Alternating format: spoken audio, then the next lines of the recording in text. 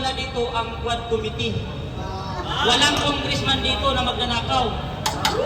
Bago ako magsisimula sa aking mga inahin, binabati ko muna ang aking mga kaibigan. Number 1 sa aking listahan, si Zela Alonte.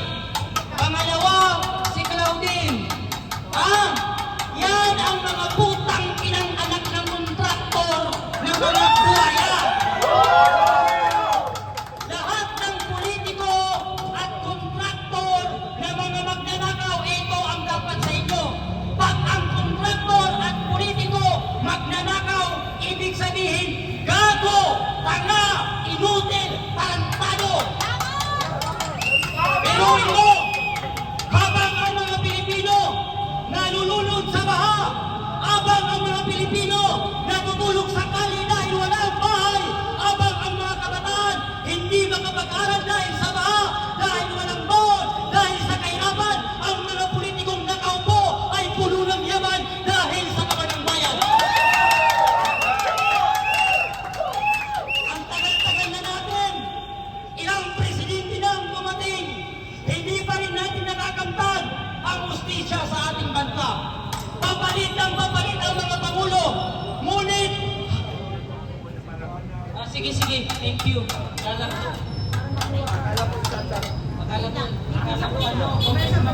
Commercial muna. Sorry.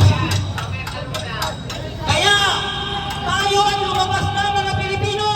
Huwag kayong matapang sa comment section. Huwag kayong matapang sa video. Lumabas kayo at turunin natin si Bongbong Marcos sa Malacanang dahil siya ang ulo ng mga buhay at bansa. Sino ba ang pangulo natin na nagmalasakit sa atin? Hindi ba si Duterte?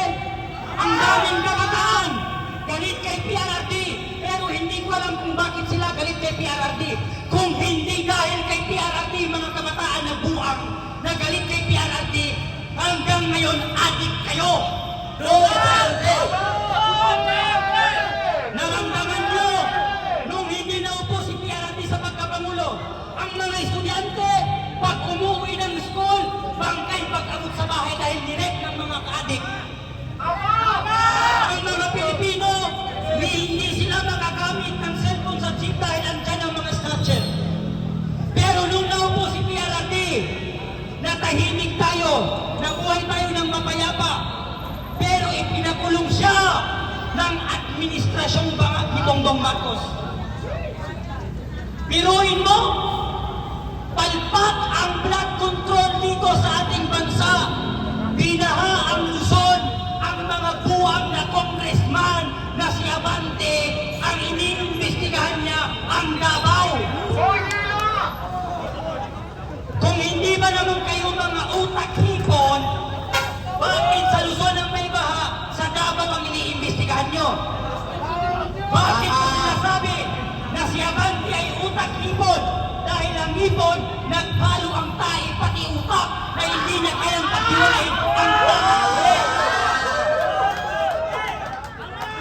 Kaya, ito ang payo ko kay Abante na appointed son ni Garcia, isa kang utak hipon.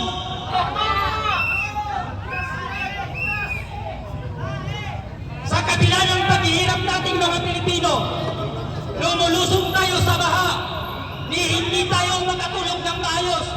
Meron palang mga pamilya, meron palang mga politiko na nagpapakanasa, nagpapakasarap sa kabanang bayan. Karapatan natin mga Pilipino na ungkatin kung saan napunta ang budget ng blood control. Dahil tayo ay mga taxpayer na nagbabayad ng buwis dito sa bansang ito. Biruin mo ang mga anak ng mga kontraktor na mga putang ina. Hindi na sila nahiya magpospos ng mga kinakain nila na nagkakahalaga ng 759,000 ang mga gago. Si Zela Alonte, putang ina mo. Akalanin mo, walang hiya na nag-post sa Instagram niya?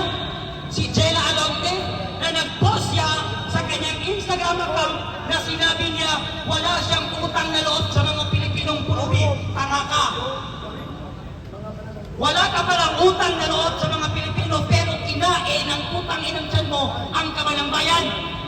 Dapat lang kayong murahin. Karapatan namin murahin kayo. Bakit? Mas masahol pa sa mura ang pagkain nyo sa kamanang bayan.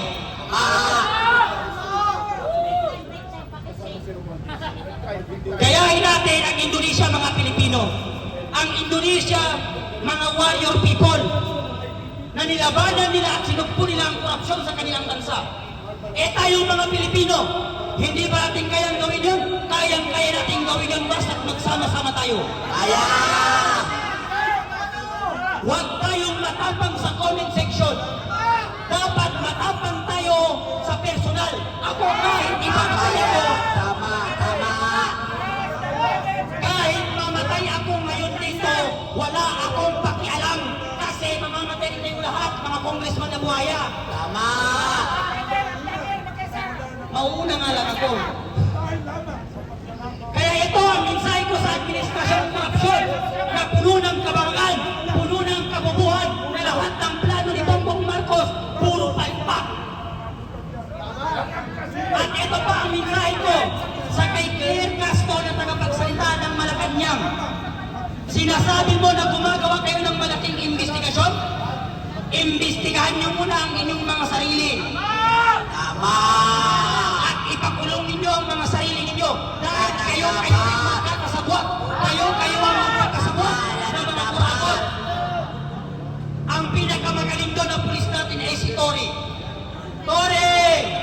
Habulin mo ang mga kontraktor at mga politikong buhaya na kurakot. Ang pinakamagaling daw na senator natin ay si Risa Ontiveros.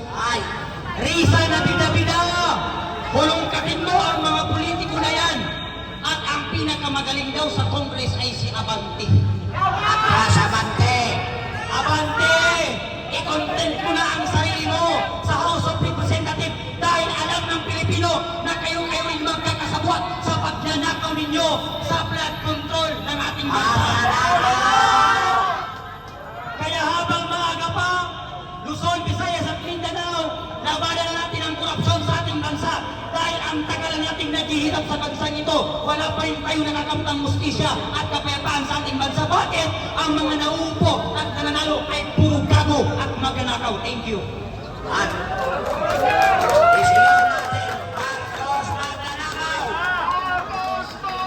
Kaya ako sa'yo, Kuya Mark! Kuya Mark!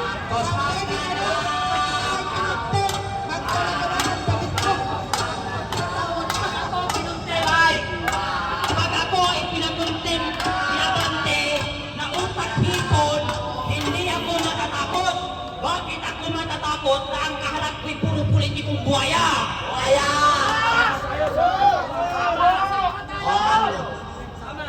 Yun ang boses ng kabataan. Gayahin ninyo ang kabataan.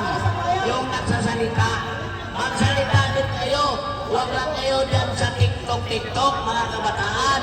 Mamulat na kayo, mga kabataan. Kasi ginagawa natin ito para sa inyong mga kinabukasan.